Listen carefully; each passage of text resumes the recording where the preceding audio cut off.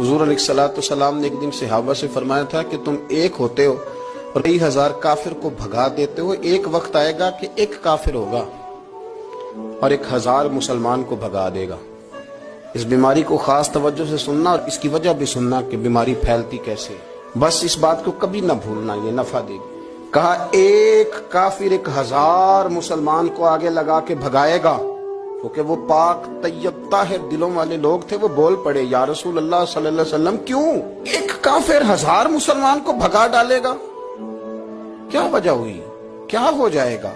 2 جملے میرے نبی کریم نے اور بات ختم کر دی، 2 جملے فرمایا تمہیں وہن ہو جائے گا، وہم نہیں وہن، واو ہا نون، تمہیں وہن ہو جائے گا۔ یا رسول اللہ یہ کس بیماری کا نام ہے؟ تو اللہ کے رسول علیہ السلام فرمانے لگے اس کا ترجمہ یہ ہے کہ تمہیں دنیا سے پیار ہو جائے گا اور تمہارا مرنے کو دل نہیں کرے گا۔